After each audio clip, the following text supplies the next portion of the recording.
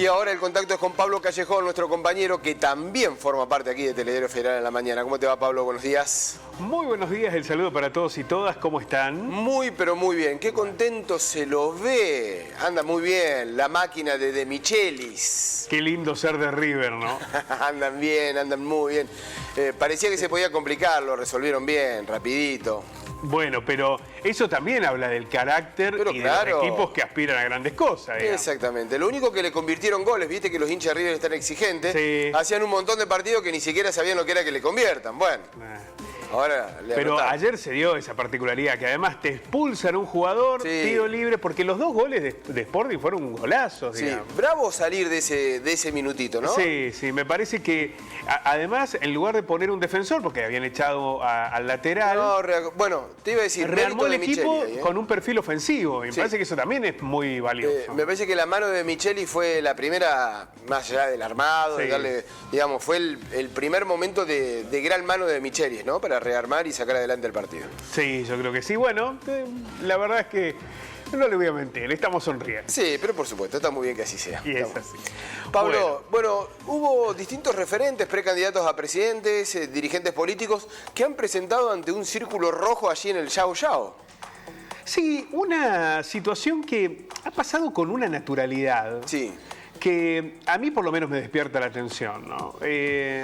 Porque acá no se trata de una cumbre o congreso que puede tener ese mismo perfil empresario y económico, pienso en IDEA, por ejemplo, ¿no?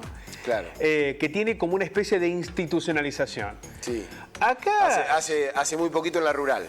por ejemplo, acá son un grupo de empresarios afines, amigos, que le han dado un rótulo a determinado encuentro, dueños del hotel Yao Yao donde se realiza el evento, y los candidatos presidenciales empiezan a desfilar por ese lugar. Pero mirá vos el poder, ¿no? De decir, che, vamos a ir llamando. ¿Ahí quiénes son los candidatos o los precandidatos? Bueno, tal, bueno, que vayan viniendo.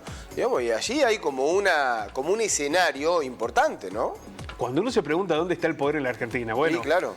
hay que mirar mucho para ese lado, ¿no? Porque en ese lugar estaban los empresarios, algunos de los empresarios más poderosos de la Argentina, pasando unos días hermosos, seguramente, en un hotel fantástico, allí frente a uno de los paisajes más bonitos del país, y donde los candidatos presidenciales tenían que ir a explicarles qué iban a hacer y además hablarles a la espera del visto bueno. Sí. Es decir, lo que se generó como repercusión de ese encuentro allí en el Yao Yao no fueron sustancialmente las ideas, No. sino si les cayeron bien o mal Y Bullrich fue la a que ese mejor grupo de cayó. empresarios, ¿no? Y el mensaje de Bullrich fue la que mejor cayó, de acuerdo a la encuesta rápida que hicieron, ¿no? Bueno, claro, porque después esos mismos grupos económicos que tienen una enorme capacidad de lobby e injerencia en otros grupos económicos multimediales, les pasan la ficha, les pasan mirá, esto me parece que es lo que anduvo bien, esto me parece... Y se termina construyendo Sí. una sensación De que comunicacional.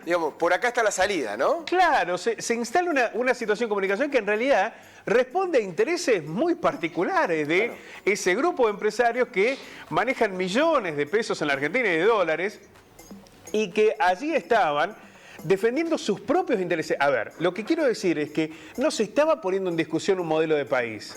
Lo que allí se estaba debatiendo era cuál de las propuestas de los candidatos presidenciales respondía mejor a los intereses de quienes los convocaban.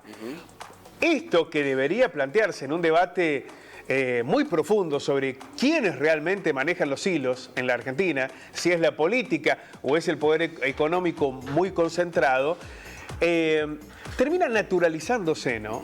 Termina tomándose como algo que, bueno, recuerdo cuando sucedió lo de estos jueces y fiscales que habían sido convocados por este magnate inglés en la Patagonia, que la discusión terminó siendo, che, nos filtraron el teléfono, y no el hecho de que estos jueces y fiscales se reunieran con un empresario multimillonario que además está siendo investigado por el uso de las tierras y que además armaran una trama para tratar de despistar a la propia justicia y de ocultar la facturación. Es decir, todos estos episodios que revelan la injerencia de un poder económico concentrado sobre las decisiones políticas, bueno, lamentablemente se han naturalizado. Ahora, yendo no a la percepción de los empresarios, sino a, a las propuestas que han presentado los candidatos así, hay una que llamó particularmente la atención, que fue la de Milei, ¿no? Porque Bullrich ratifica más o menos lo que Juntos por el Cambio viene señalando desde hace un tiempo, con una mirada más neoliberal, si uno quiere, de la economía. Pero más o menos va transitando por ese lugar. Es decir, uno puede suponer lo que Bullrich va a hacer.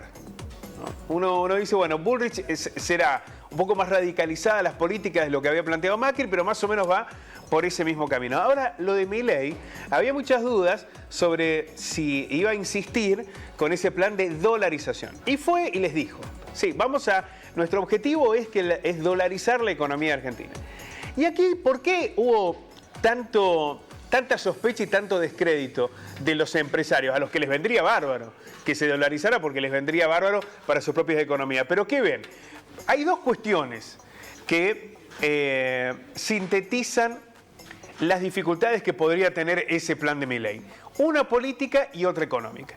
La política es que para que se aplique ese proyecto del candidato libertario, necesitaría los votos en el Congreso, que naturalmente lo va a tener. En el eventual caso que sea presidente, tendría minorías tanto en senadores como en diputados. Minorías además muy bajas, por lo cual no tendría el aval político, y uno entiende, mucho menos social, para aplicar estas medidas, más allá de lo espectacular que resulta decir que se puede dolarizar la economía. Y el segundo aspecto es económico, cuando empezaron a ver los datos técnicos de esa propuesta de Milei, porque para dolarizar la economía tenés que y pensar todo, digo, salarios, impuestos, servicios, todo en dólares, tenés que medir en base a las reservas y el dinero en pesos que tiene la Argentina, por lo cual más o menos con el esquema que plantea Miguel, el candidato libertario, serían 10.000 pesos por cada $1. 10.000 pesos por cada $1. ¿Esto qué implica? Bueno, una mega devaluación que dejaría los salarios absolutamente por el piso, una pérdida de la calidad de vida y del poder adquisitivo que llevaría a una implosión social insostenible y una hiperinflación. ¿Por qué? Porque uno puede sostener por la cantidad de dólares que tiene la Argentina el volumen de la economía. Entonces habría un sector muy importante de la población, uno diría un 70%, un 80%, es lo que señalaban los técnicos, trato de apelar esos números, que debería manejarse en pesos, pero con esa mega devaluación, porque no tendrían los dólares, no están los dólares físicos, no están los dólares, y un grupo muy chiquitito que manejaría esos dólares. Por lo cual, esto que naturalmente aparece como una aventura desquiciada, la idea de dolarizar, necesitaba esos argumentos técnicos que llegaron con otros economistas y con los propios empresarios que naturalmente saben y están asesorados sobre cuáles son las posibilidades reales que tiene la Argentina de dolarizar. Ahora, también está la pregunta, ¿no? Porque hay una tendencia muy fuerte, colonizada, de decir, bueno, esto no sucede en ningún país del mundo. Entonces, inmediatamente aparece el punto de comparación. A ver, ¿cuáles son los países que han dolarizado sus economías? Tenés Ecuador, digo, con países más o menos con una dimensión. Hay muy poquititos, son 5 o 6 países que dolarizaron su economía. Uno es Ecuador, para tener una referencia, con enormes problemas de desigualdad, pero además con características económicas totalmente diferentes a la Argentina. Y el otro es El Salvador, que apeló a la dolarización y después este personaje que hoy algunos elogian por esa situación de mano dura, aunque la realidad de El Salvador es naturalmente otra, terminó utilizando las criptomonedas. Fíjense los caminos por los que ha transitado. Por lo cual, no hay experiencias exitosas de países importantes en desarrollo que hablen de una dolarización.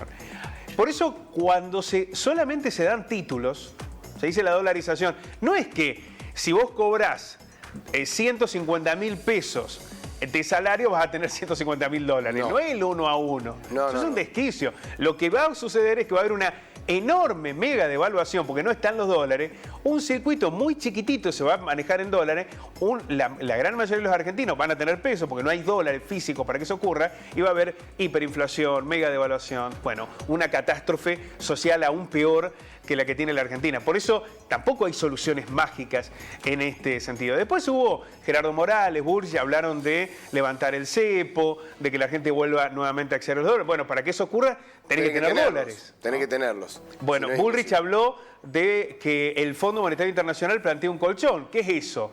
Otro endeudamiento. No podemos pagar lo que tenemos, es salir a buscar más endeudamiento. ¿Para qué? Para que la gente pueda encontrar esos dólares. Se le habló a un grupo minúsculo de personas muy poderosas en la Argentina. Ese es el grupo, en lo que se denomina el círculo rojo allí en el Yao Yao. Y esa pregunta, ¿no?, que nos hacíamos también la semana pasada, ¿a quién le está hablando la política? Le está hablando a los trabajadores, a los sectores sociales afectados, a los que no llegan a fin de mes, al que no puede pagar el salario a sus empleados y al mismo tiempo sus empleados no les alcanza la plata para llegar a fin de mes. ¿O le siguen hablando a un grupo que aún en las peores condiciones de una inflación que supera el 100%, siguen obteniendo ganancias extraordinarias? Pablo, muchas gracias. A ustedes. Te esperamos en un ratito.